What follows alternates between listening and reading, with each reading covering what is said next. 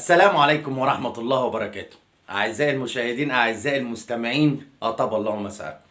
ما تنسوش علشان يوصلكم كل جديد عندنا نضغط لايك ونفعل الجرس. النهاردة هكلمكم على شوية أخبار سريعة كده في الرياضة المصرية، حاجات مهمة، حاجات هتستعجبوا منها.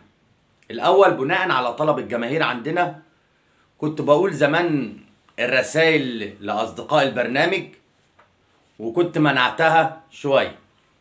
النهاردة بناء على طلب أصدقاء البرنامج وأصدقائي شخصيا هرجع من النهاردة موضوع الرسائل اللي كنا بنقوله قبل كده.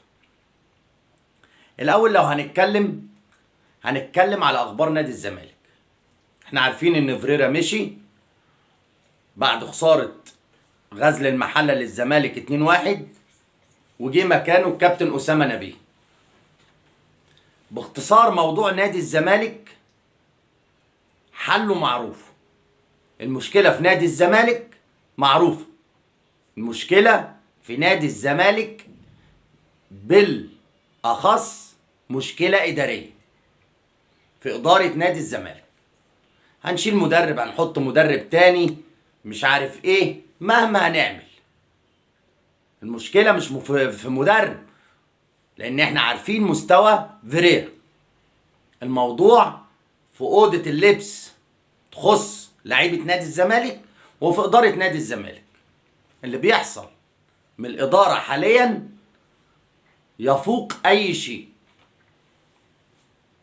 احنا بنشوف، عشان نبقى صراحة، احنا بنحترم الجميع، بنشوف لعيبة بتتشتم بأمها وأبوها، لعيبة بتتعاير. ده ما يصحش في الكورة ولا بنشوفه.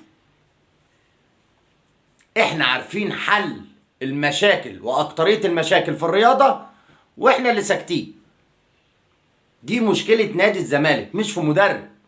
كابتن أسامة نبيه محطوط في مواقف هتبقى محرجة بسبب ابنه. كلنا طبعا بنتمنى نادي الزمالك يرجع تاني. نادي الزمالك في مشكلة. نادي الزمالك لو انهى الدور الاولاني وهو مش في المركز الثاني او الثالث او الرابع مش هيخش البطولات الافريقيه السنه الجايه. اول ما اعتقدش انه هيلحق خلاص، واعتقد تاني مش هيلحق برضه. الموضوع في الثالث والرابع. مشكله كبيره لنادي الزمالك. تمنياتنا طبعا لنادي الزمالك، احد قطبي الكره المصريه، ربنا يكون في عون جماهيره اللي هم اصدقائي اخواتي، بزعل عليهم برضو، وجماهير بتساند وجماهير فاهمه. انا بخاطب يعني اداره نادي الزمالك، جماهير نادي الزمالك فاهمه كل حاجه وبتتفرج على كل حاجه، كل حاجه واضحه. النادي الاهلي طبعا هنتكلم عن النادي الاهلي، بنبارك له تربعه على قمه الدوري العام المصري، وكان اخر فوز احنا عارفين على البنك الاهلي بهدف محمد شريف. كولر طبعا ريح معظم لاعيبته عشان كاس العالم للانديه. النادي الاهلي يا جماعه الكيرف بتاعه الله اكبر، يعني في الطالع. اداء ابتدى يتحسن، لعيبه رجعت لفورمتها، مكاسب، اول الدوري، صعود دوري مجموعات افريقيا، ودي رايح كاس العالم للانديه. النادي الاهلي الكيرف في الطالع، واعتقد ان هو بنسبه 90% الاقرب للدوري السنه دي. نادي الزمالك ما تنسوش يا جماعه، عايز اقول لكم في شهرين خسر تقريبا لا يقل عن 4 بطولات. بطوله كاس لوسيل، وبعدين اعتقد كاس السوبر، وبعدين كاس مصر، وبعدين الدوري. 4 بطولات في شهرين. ما خلينا واضحين برضو، 11 بونت بالنسبة للأهلي صعب عشان نبقى بنتكلم دغري. الأقرب لأن ياخد الدوري مع الأهلي وينافسه فيوتشر او بيراميدز. الزمالك بعيد، 11 بونت على الاهلي كتير، خصوصا ان انت مش هتقدر يا زمالك ان انت تكسب ال 17 ماتش، صعب الموضوع. الاهلي طبعا في نشوته طبعا رايح كاس العالم في المغرب. تمنياتنا للنادي الاهلي، لعيبه الاهلي جاهزه، في لعيبه كتيره رجعت لفورمتها. انا بحيي حسين الشحات، حمدي فتحي، اليو ديانج، السوليه، لعيبه كتيره، في محمد هاني، رامي ربيعه، كل دول من اللعيبه الاساسيه.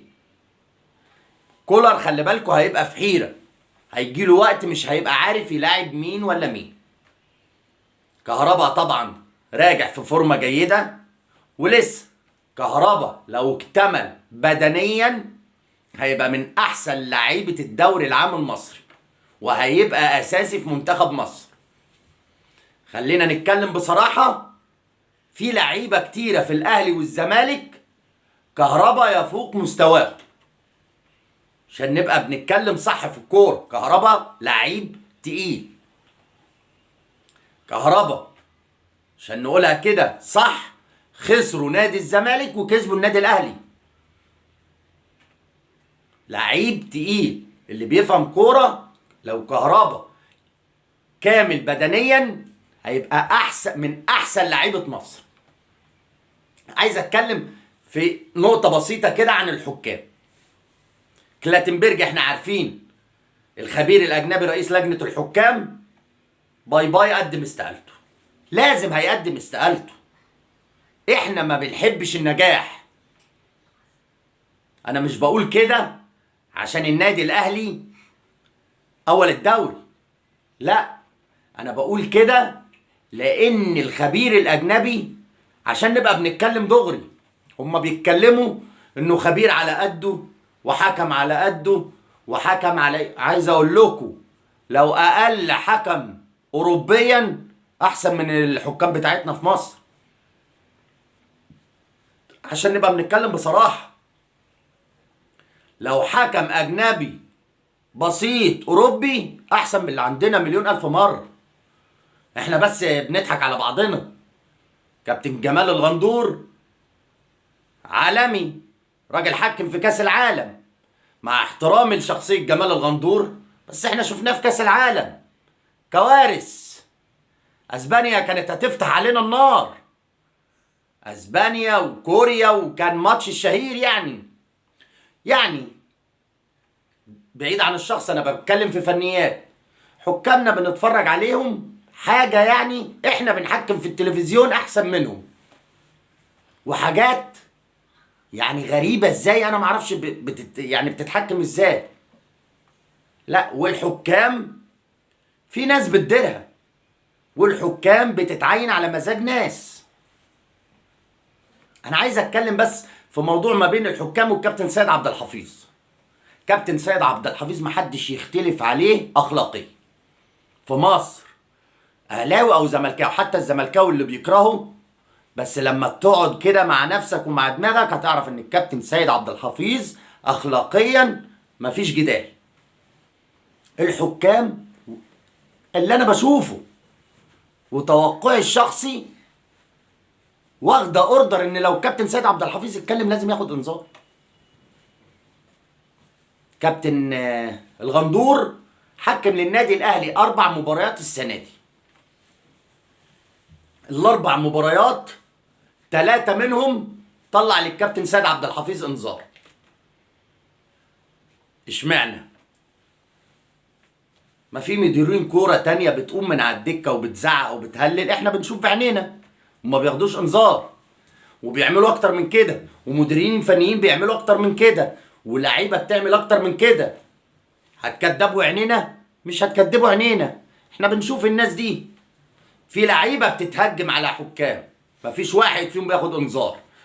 في الجهاز الفني بالكامل بيتهجم على حكام، مفيش واحد فيهم بياخد انذار. ده احنا بالعكس بيروح الحكم يطبطب عليهم ويهديهم. انا شايف ان كده صح، ان الحكم ما يبقاش ند بند مع الجهاز الفني او اللعيبه او الاداريين، يبقى عاقل. بس مش هنا ما تديش انذارات اللي هي تستاهل كروتة حمراء وهنا الراجل قام تديله انذار. انا مش ببرر وقوف الكابتن سيد واعتراضه، بس انت لما تدي الكابتن سيد وانت شايفه عامل حاجه غلط انا معاك قلبا وقالبا، بس قد الكل. مش يبقى واحد بيتهجم عليا اكتر من كده وما ادوش انذار ولا كارت احمر، يبقى الموضوع فيه مش ده حقيقي. انا معاك، ادي سيد عبد الحفيظ، هتقوم من على الدكه يبقى اي مدير كوره او اي حد من الجهاز يقوم من على الدكه ياخد انذار، والا يبقى الموضوع فيه بتكلم بصراحه. هتدي هنا ادي هنا، انا معاك في الصح. طالما انت شايف هنا صح اديله، هنا مش هتدي، يبقى انا هقول عليك كلام مش حلو. كده خلصنا حلقتنا. اقول لكم بقى على الرسائل اللي جايه لي.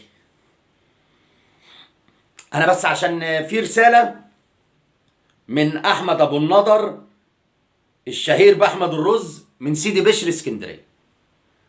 الصديق ده صديق البرنامج، وعندي رساله منه ومحلفني لازم اقولها. احمد الرز ده من اسكندريه، بيشجع نادي الزمالك.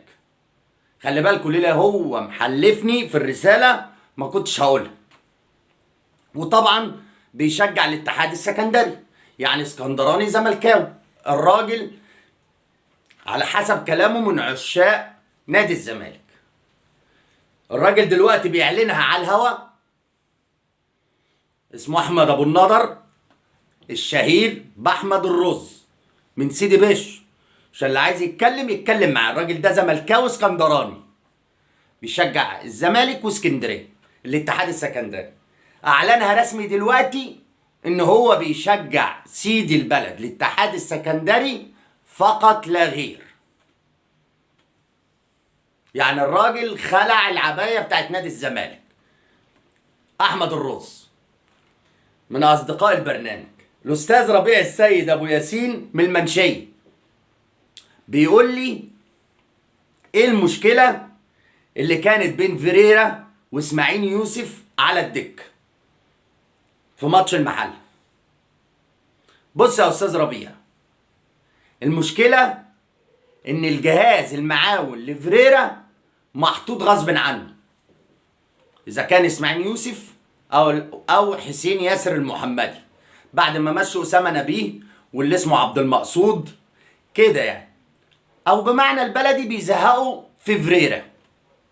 احنا شفنا يعني في ماتش المحله فريرا بيزعق مع اسماعيل يوسف وبيزعق مع حسين ياسر المحمدي عشان قاموا من على الدكه يدوا تعليمات للعيبه.